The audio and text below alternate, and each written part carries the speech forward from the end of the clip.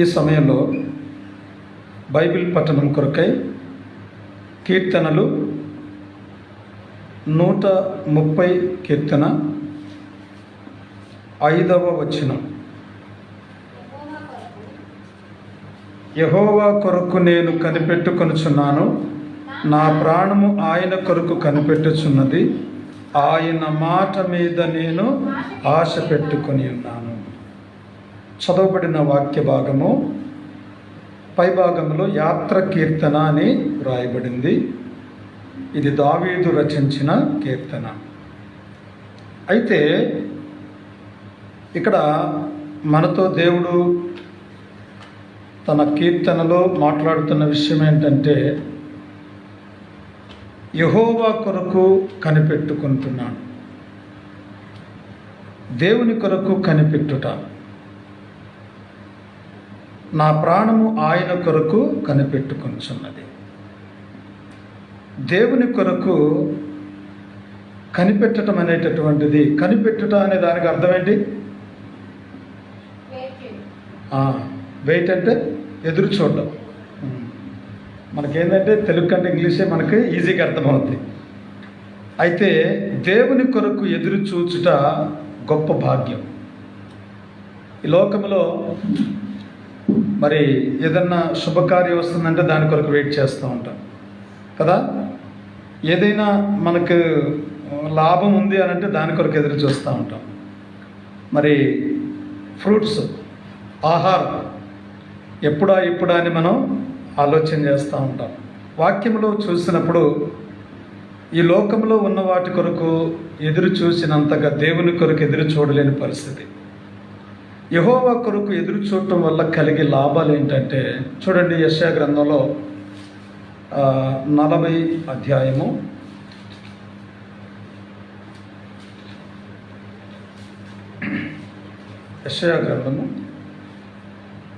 31వ వచనం చదువుతాము. యెషయా గ్రంథము, యెహోవా కొరకు ఎదురు చూచువారు నూతన బలమును పొందుదురు. ఏ బలాన్ని పొందుతారంట? New strength. ఇంకొక మాట, వారు పక్షిరాజుల వలె రెక్కలు చాపి పైకి ఎగురుదురు. అంటే ఎంత బలం వస్తుందంట! చాలా మరి అద్భుతమైనటువంటి పక్షిరాజు రెక్కలు. ఈ పక్షిరాజు రెక్కలు ఎప్పుడూ కూడా ముసలివి కావు. అర్థమైందా? మీరు పక్షులను చూడండి, ఇది ముసలి పక్షి, ఇది వయసులో ఉన్నది అనేది మనకు అర్థం కాదు. ఎందుకో తెలుసా? అవి ఎప్పుడు కూడా వాటి ఈకలను మరి పాత వాటినన్నిటినీ తొలగించుకొని మరలా కొత్త వాటిని అవి పొందుకుంటూ ఉంటాయి ఎప్పటికీ కూడా. అందుకే ప్రభు ఏమంటున్నాడంటే, మరి ఎవరైతే నా కొరకు ఎదురు చూస్తారో, యెహోవా కొరకు ఎదురు చూచువారు నూతన బలమును పొందుదు. నూతన బలము అదేంటండి, నాకు బాగానే ఉన్నాను కదా, బలంగా ఉన్నాను కదా అని మనం అనుకోవచ్చు. కానీ లోకములో మరి మనం ఉన్నాము కనుక అపవాదిని జయించడానికి మనకు కావలసింది ఏంటో తెలుసా? ఈ బలం సరిపోదు. ఈ బలంతో మనము అపవాదిని జయించలేము. ఎలాంటి బలం ఉండాలి మనకంటే, యోబు లాంటి శక్తి ఉండాలి. యోబు ఎటువంటి శక్తిని పొందాడు అని అంటే, ఆయన మరి దేవుని దగ్గర పొందినటువంటి ఆ శక్తి చాలా అద్భుతమైనటువంటిది. తర్వాత ఒకటి మనం గమనించాలి, యెహోవా కొరకు ఎదురు చూచువారు. ఎదురు చూచుట. ఈ లోకంలో అనేకమైనటువంటి వాటి నిమిత్తం మనం ఎదురు చూస్తూ ఉంటాం. కానీ దేవుని కొరకు ఎదురు చూడడం అనేది చాలా అద్భుతమైనటువంటి సంగతి. నెహెమ్యా గ్రంథంలో కూడా ఒక్క మాట చూద్దాం. నెహెమ్యా గ్రంథం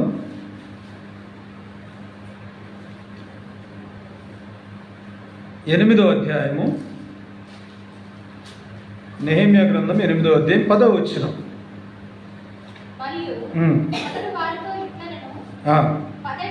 పదండి, క్రొవ్విన మాంసమును భక్షించుడి, మధురమైన దానిని పానము చేయుడి, వంతులు పంపించుడి. ఏలయనగా ఈ దినము మన ప్రభువునకు ప్రతిష్ఠిత మాయను. మీరు దుఃఖపడకుడి, యెహోవా యందు ఆనందించుట వలన మీరు బలము పొందుదురు. మనకు బలం కావాలి, కానీ ఇక్కడ ఏం చెప్తున్నాడు? యెహోవా యందు ఆనందించుట వలన, యెహోవా యందు ఆనందించుట వలన మనకు బలము కలుగుతుంది. యెహోవా కొరకు ఎదురు చూడటం వల్ల బలం కలుగుతుంది కదా. మరి దేవుని కొరకు ఎదురు చూసినటువంటి వారికి ఎంత అద్భుతమైనటువంటి ఆశీర్వాదాలు ఉన్నాయో మనం చూద్దాం. ఇందాక మనం చదువుకున్న 130వ కీర్తనలో ఇక్కడ ఆయన మాట మీద నేను ఆశ పెట్టుకొని ఉన్నాను.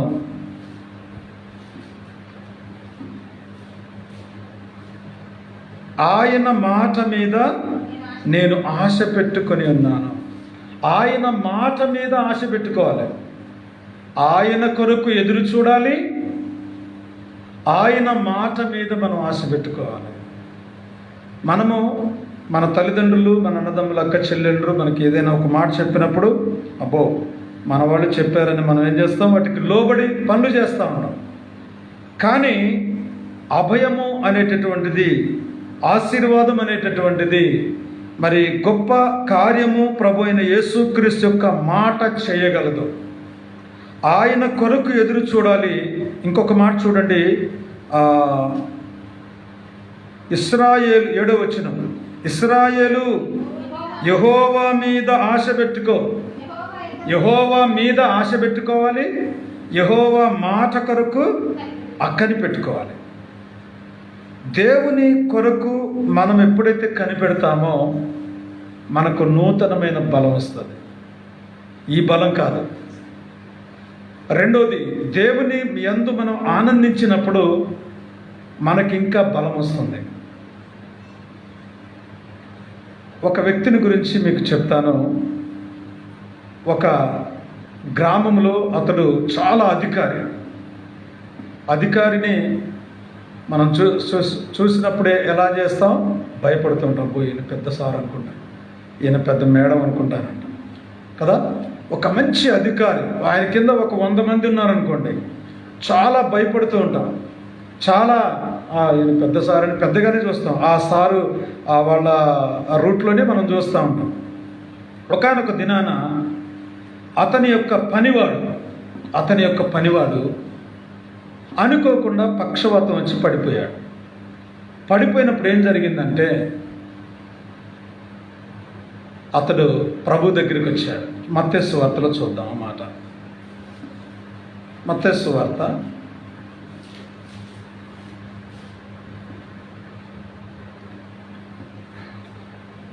8వ అధ్యాయము 5వ వచనం నుండి చూద్దాం.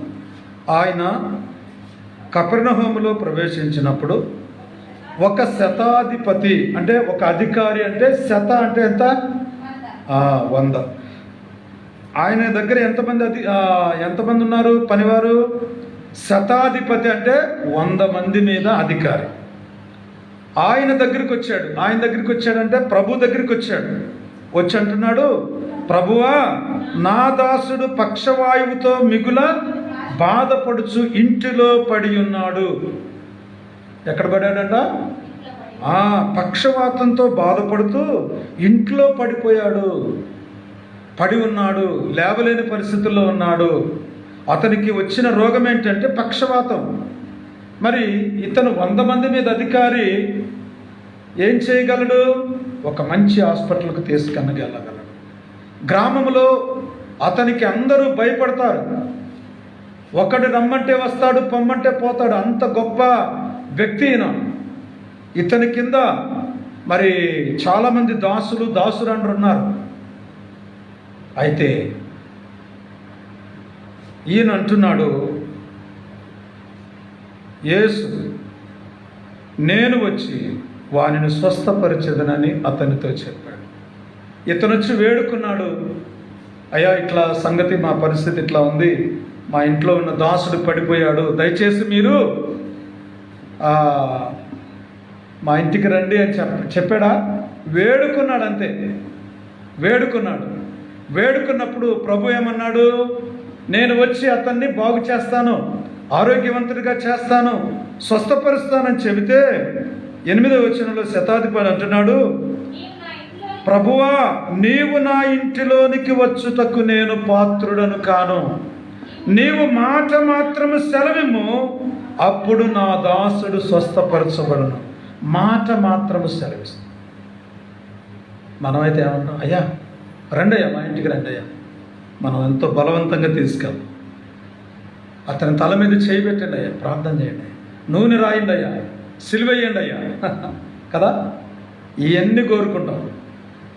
కానీ శతాధిపతి యొక్క విశ్వాసం ఎక్కడో సముద్ర తీరంలో కపెర్నహూము దగ్గరలో ఉన్నటువంటి ప్రభు దగ్గరికి పరిగెత్తుకొని వచ్చాడు.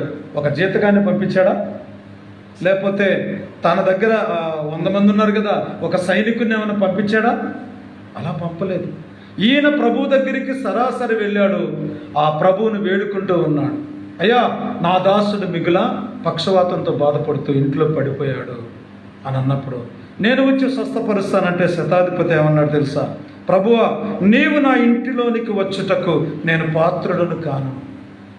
అతని కింద చాలా దాసులు దాసురాలు ఉన్నారంటే అదే మనమైతే ఏం చేస్తాం? ఓ ప్రభువా రండి ప్రభువా, మా ఇంటికి రండి. జక్కేలాగా మనం ఏం చేస్తాం? జక్కే త్వరగా దిగి ఆయన్ని ఎలాగ ఇంటికి చేర్చుకున్నాడు. రండి ప్రభువా, మొన్ననే మంచి సోఫా సెట్ చేయించాను, మా రండి, మా ఇంట్లో వస్తువులు చూద్దురు రండి, లేకపోతే మా ఇంట్లో రకరకాల మా ఉన్న సుందరమైనటువంటి మా భవనాన్ని చూద్దురు రండి, లేకపోతే నా పరిస్థితి ఏంటో చూద్దురు రండి, అసలు నా వాల్యూ ఏంటో మా ఇంట్లో మీకు తెలియజేస్తాను, రండి ప్రభు అని చెప్పి ఏం చేస్తారు? ఒక పల్లకియో ఏదో ఒకటి పంపించి ఏదో ఒకటి చేస్తాం కదా. అయితే ఇక్కడ ప్రభు అన్నాడు, నేను వచ్చి అతను స్వస్థపరుస్తానని చెప్తే అంటున్నాడు, అయ్యా నీవు నా ఇంటిలోనికి వచ్చుటకు నేను పాత్రుడను కాను.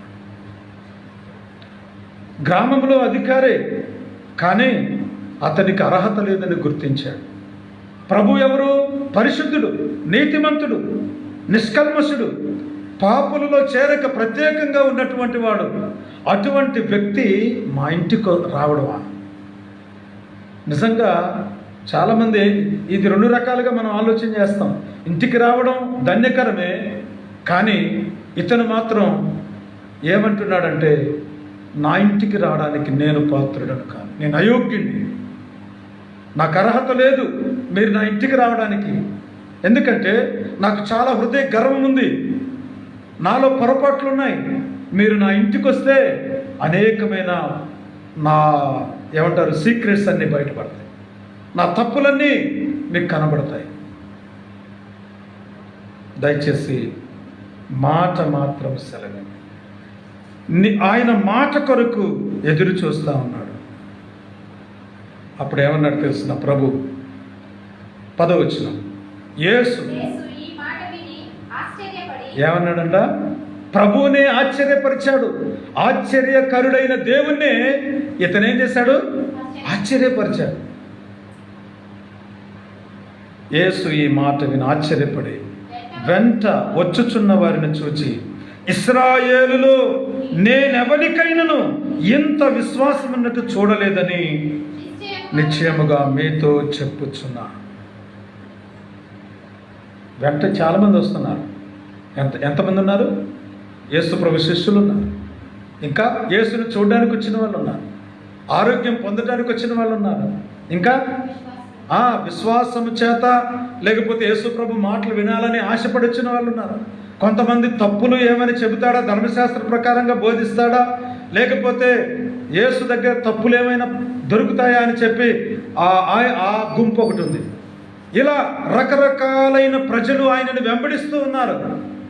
వెంట వస్తున్న వాళ్ళను చూసి ఒక మాట అన్నాడు, ఇదిగో ప్రజలు పడమటి నుండి, తూర్పు నుండి, మరి ఉత్తరం నుండి, అనేక 4 దిక్కుల నుండి సమకూర్చబడతారు. కానీ చూడండి ఇక్కడ 12వ వచనం, రాజ్య సంబంధులు వెలుపటి చీకటిలోనికి త్రోయబడుదురు, అక్కడ ఏడ్పును పండ్లు కొరుకుటై ఉండునని మీతో నిశ్చయముగా చెప్పుచున్నాను. కాబట్టి ఇక్కడ వాక్యం చెబుతుంది, చాలామంది వస్తారు.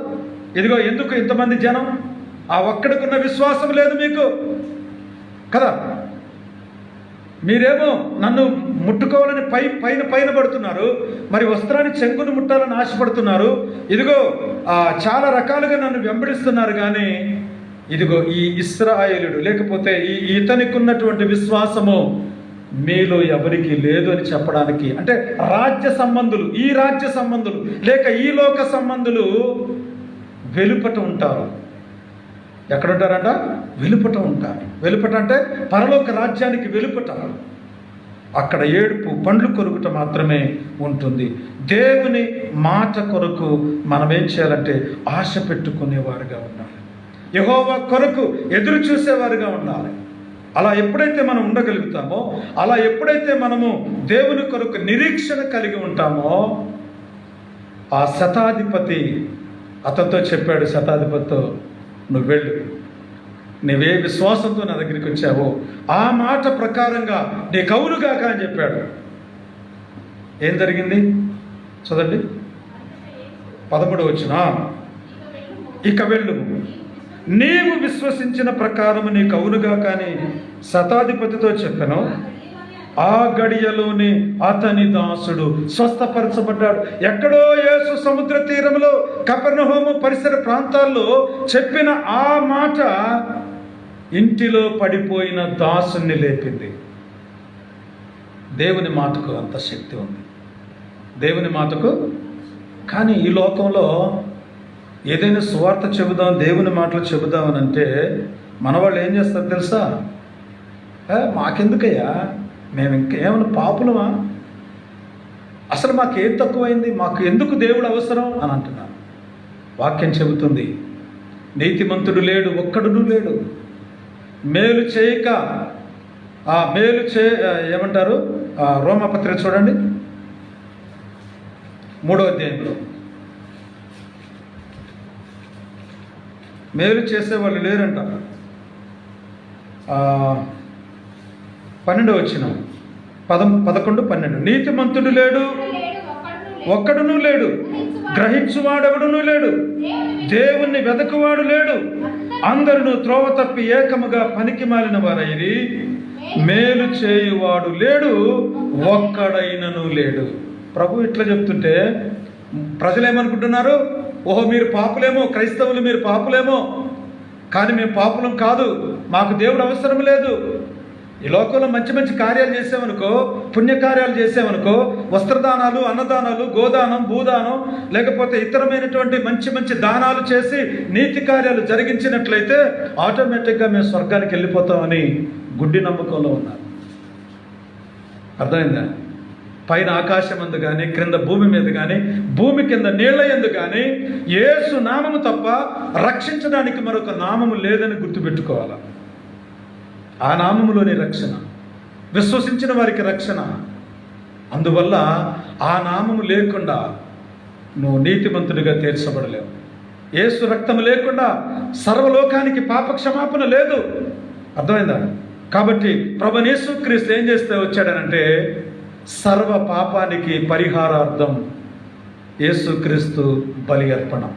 కాబట్టి ఆ విషయాన్ని గుర్తులేక చాలామంది దోషారోపణ చేస్తూ చాలా రకాలుగా మాట్లాడుతూ ఉన్నారు. వాక్యం చెబుతుంది, యెహోవా కొరకు ఎదురు చూసేవారు లేరు, దేవుణ్ణి వెతకేవారు లేరు. ఇప్పుడు ఎందుకు వెతకాలి దేవుణ్ణి?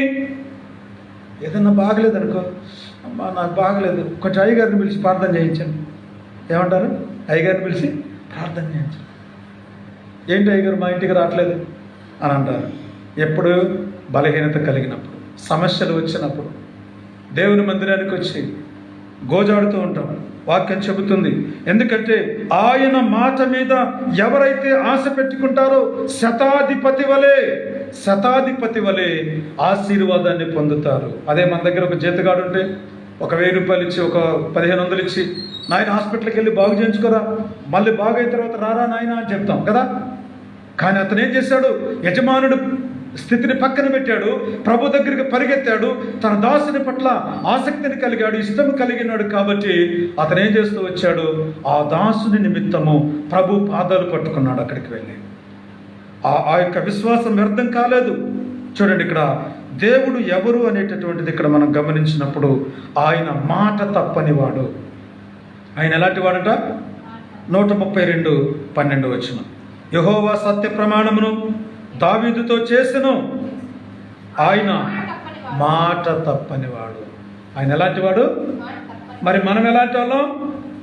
యాకోబు పత్రిక 3వ అధ్యాయం 2వ వచనం, దేవుడు మాట తప్పనివాడు.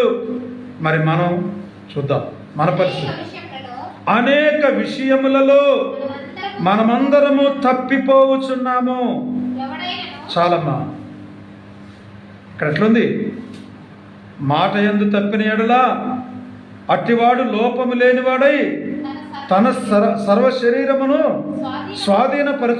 ముందుంచుకునే శక్తి గలవాడగును. గుర్రములు మనకు లోబడుటకై నోటికి కళ్ళెం పెడతాం కదా. ఇదంతా మీరు చదవండి. గుర్రాన్ని ఏ విధంగా కంట్రోల్ చేయాలో, ఓడని ఏ విధంగా కంట్రోల్ చేయాలో ఇక్కడ వ్రాయబడింది. 2 విషయాలు. ఓడని ఎట్లా కంట్రోల్ చేస్తారు?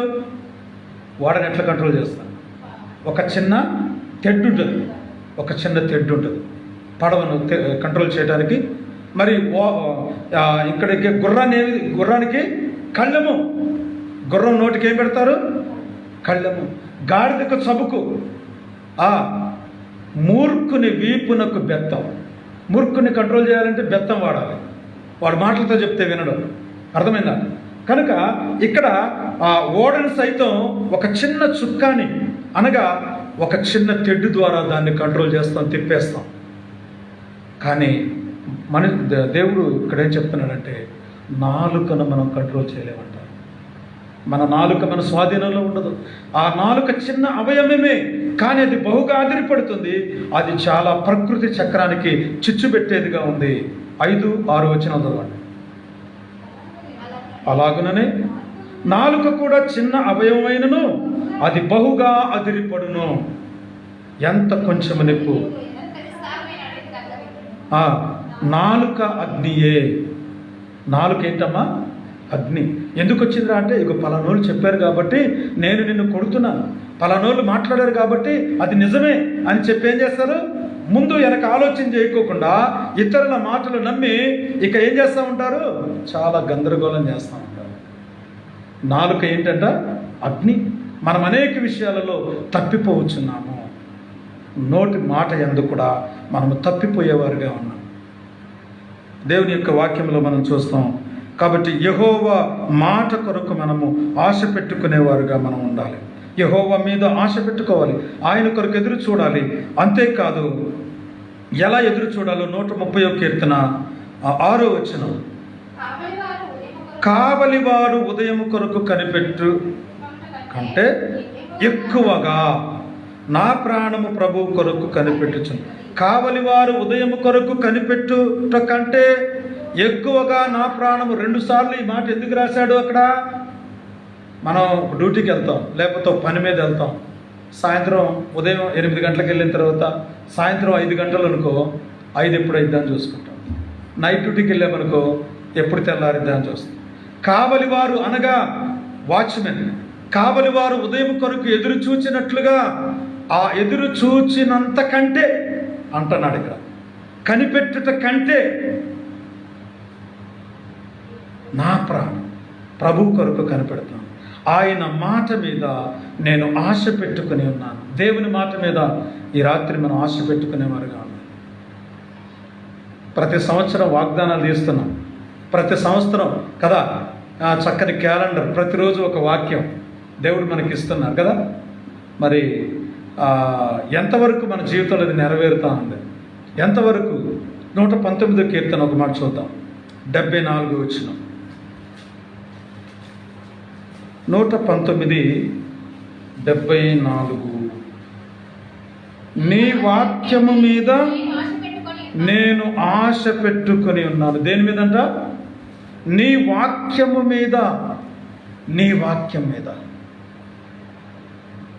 వాక్యం ఎందుకు గోడల మీద రాస్తారంటే, 10 సార్లు అయినా దాన్ని చదివినప్పుడు అది మనకు ఫిక్స్ అయిపోద్ది కదా. నడిస్తే దారి ఏ విధంగా తయారవుతుందో అదే రీతిగా 10 సార్లు ఒక వాక్యాన్ని చదవడం వల్ల అది మన మైండ్లో ఫిక్స్ అయిపోద్ది. నాకు ఒక పిచ్చి అలవాటు ఉంది. ఏంటంటే, బండి మీద పోయినప్పుడు, బస్సులో పోయినప్పుడు బిల్డింగ్లు చూస్తూ ఉంటాం కదా. అదే సిటీకి వెళ్ళినప్పుడు కానీ, లేకపోతే మామూలుగా ఇట్లా వెళ్ళినప్పుడు అక్షరాలు కనపడతా ఉంటాయి కదా, రోడ్ల మీద బోర్డులు, పెద్ద పెద్ద బోర్డులు కనపడుతున్నప్పుడు అన్ని వరుసగా చదువుకుంటూ వెళ్తూ ఉంటారు అన్నమాట. ఎందుకంటే అది కనపడుతుంది మరి కదా, బిల్డింగ్ ముందు కనపడతా ఉంది. ఇలా అంటే ఎందుకు మనం అలా చదవాలి అని అంటే అది బ్యాడ్ హ్యాబిట్ కూడా ఏం కాదు, ఇబ్బంది ఏం లేదు. దానివల్ల పలానా చోట పలానా షాప్ ఉంది అనేటటువంటిది మనకు అర్థమైంది, అంతేకాని ఇంకా మరొకటి అక్కడ ఏముండదు. కనుక ఇక్కడ నీ వాక్యము మీద నేను ఆశ పెట్టుకొని ఉన్నాను. వాక్యము మీద ఆశ ఎవరికైతే ఉంటుందో ఆ ఆశను, ఆశ గల ప్రాణమును దేవుడు ఏం చేస్తాడంటే 107వ కీర్తన చూడండి, 9వ వచనం. 107వ కీర్తన 9వ వచనం. ఏలయనగా ఆశగల ప్రాణమును ఆయన తృప్తిపరచి ఉన్నాడు. ఆశగల ప్రాణాన్ని దేవుడు తృప్తిపరుస్తాడు. నీకు ఆశ లేకపోతే, కావలి వారు ఉదయము కొరకు కనిపెట్టుట కంటే ఎక్కువగా నా ప్రాణము ప్రభువుని కొరకు ఎదురు చూస్తా ఉంది. ఇంకా ఎదురు చూడాలా, ఇంకా ఎలా ఆసక్తి కలిగి ఉండాలనంటే ఈ యొక్క ఏమంటారు ట్రస్ట్ అంటారు దీన్ని, నమ్మకం. ఈ యొక్క ట్రస్ట్ ఏ విధంగా ఉండాలి అంటే 42వ కీర్తన చూద్దాం ఒక మాట. 1వ వచనం. దుప్పి నీటి వాగుల కొరకు ఆశపడినట్లు దేవా నీ కొరకు నా ప్రాణము ఆశపడుచున్నది. ఎలాంటి ఆశ? ఆశలు ఎన్నుంటాయి చెప్పండి? ఆశలు 2 రకాలు. ఒకటి సాధారణమైన ఆశ. ఆశ అందరికీ ఉంటుంది. ఎవరైనా ఒక మంచి బట్టలు కట్టుకొని పోతున్నారంటే ఇలాంటి బట్టలు నేను కూడా కట్టుకోవాలి. ఎవరైనా మంచి జత చెప్పులు కొనుక్కొని పోతున్నారంటే నేను కూడా మంచి జత, దేనికంటే మంచి జత కొనుక్కోవాలి. ఎవరైనా మంచి ఇల్లు కట్టుకున్నారంటే నేను ఎంతకంటే మంచి ఇల్లు కట్టుకోవాలి. బెటర్గా ఆలోచన చేస్తాం కదా. ఆశ మంచిదే, కానీ అత్యాశ అనేటటువంటిది మంచిది కాదు. అత్యాశ ఏం చేస్తుంది? పాపంలో పడవేస్తుంది. అత్యాశ పాపంలో పడవేసి మనల్ని నిత్య నరకానికి త్రోసివేస్తాం. ఆశలు కల్పించి లోకంలో మనల్ని పాడు చేయడానికి శత్రువు ఉన్నాడు. ఎందుకంటే మన శత్రువు అపవాది, వాడు మనకంటే చురుకైన వాడు. వాడు ఎలాంటి వాడంట? మనకంటే చురుకైన వాడు. చురుకుదనం ఉండాలి, కానీ శత్రువు మనకంటే చురుగ్గా ఉంటే ఏమవుద్ది? మనల్ని తన గుప్పిట్లో పెట్టుకుంటాడు. తన యొక్క బాణాలతో, లేకపోతే తన యొక్క కుయుక్తులతో మనకంటే ఎక్కువగా అడ్వాన్స్గా ఆలోచన చేశాడనుకో, మనం ఓడిపోతాం వాడి దగ్గర. అర్థమైందా? మనం ఒక ప్లాన్ వేస్తే వాడు 10 ప్లాన్లు వేసాడనుకో, మనకి వేరే ప్లాన్ లేదు ఇక. కానీ శత్రువు మనకంటే చురుగ్గా ఉంటే మనం ఏం చేయాలి? ఆశ మంచిది, కానీ అత్యాశ మంచిది కాదు. అత్యాశ మనల్ని పాపములో పడవేసి మన నిత్య నరకములోనికి త్రోసివేస్తా ఉంది. దుప్పి నీటి వాగుల కొరకు ఆశపడినట్లు దేవా నీ కొరకు నా ప్రాణము ఆశపడుచున్నది. నా ప్రాణము దేవుని కొరకు తృష్ణగొనుచున్నది. జీవము గల దేవుని కొరకు తృష్ణగొనుచున్నది అంటే ఆశపడుతుంది, ఆరాటపడుతూ ఉంది. దుప్పి ఏ విధంగా? నీటి కొరకు. ఎందుకంటే దుప్పులకి సరైన నీళ్లు అడవిలో దొరకవు. ఎందుకో తెలుసా? నీటి వాగుల దగ్గర, పొదల దగ్గర నక్కలు, మరి ఎలుగుబంట్లు, ఇతరమైనటువంటి మృగాలు, పులులు, సింహాలు, మరి క్రూరమైన తొడేళ్ళు కాచుకొని కూర్చుంటాయి.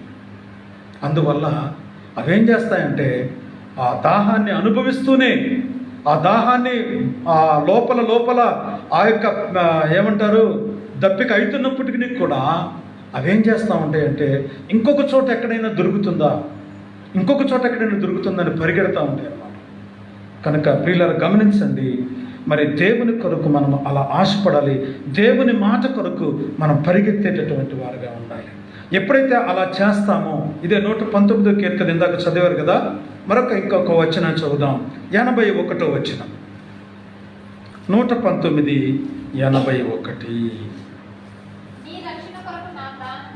నీ రక్షణ కొరకు నా ప్రాణము సొమ్మసిల్లుచున్నది. నేను నీ వాక్యము మీద ఆశ పెట్టుకొని ఉన్నాను.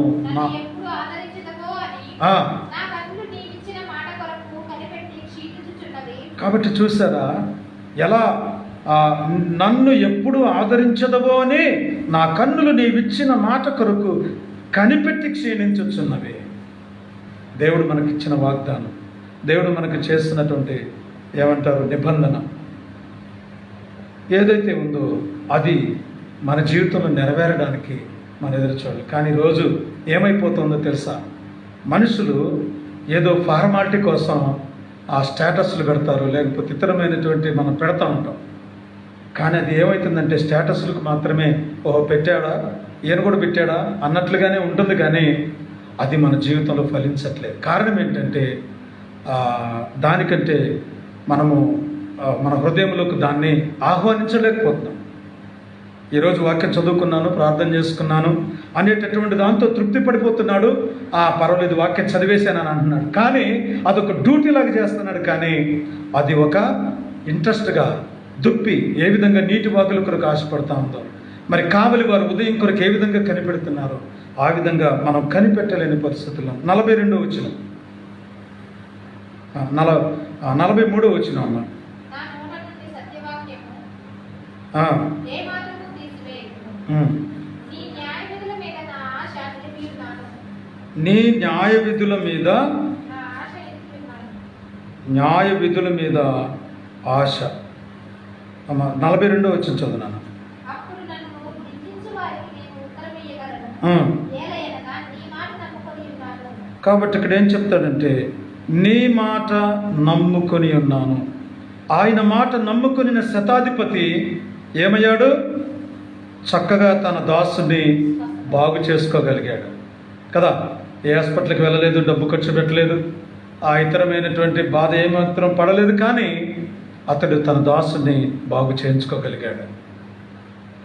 ఇంకొక విషయం చూద్దాం. మార్కు సువార్త, అది చెప్పి నేను ముగిస్తాను. మార్కు సువార్త 5వ అధ్యాయం. విశ్వాసం వల్ల జరిగే గొప్ప కార్యాలు 25 వచ్చిన చదువునాను.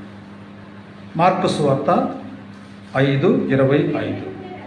12 ఏండ్ల నుండి రక్తస్రావ రోగము కలిగిన ఒక స్త్రీ ఉండెను. ఆమె అనేక వైద్యుల చేత ఎన్నో తిప్పలు పడి తనకు కలిగినదంతయు వేమి చేసుకుని ఎంత మాత్రము ప్రయోజనము లేక మరింత సంకటపడెను. సంకటము అంటే బాధ. ఈ సంకటాలు కలిగినప్పుడు ఆమెకు వచ్చిన బాధ ఏంటి, తనలో ఓవర్ బ్లీడింగ్. అనేక వైద్యుల దగ్గరికి వెళ్ళింది, తిప్పలు పడిందంట. అంటే ఎవరు ఏది చెప్పినా వాడుతూనే ఉంది మందులు, నాటు మందులు, ఇంగ్లీష్ మందులు, ఇప్పుడైతే రకరకాలైన మందులు వచ్చేసినాయి కదా.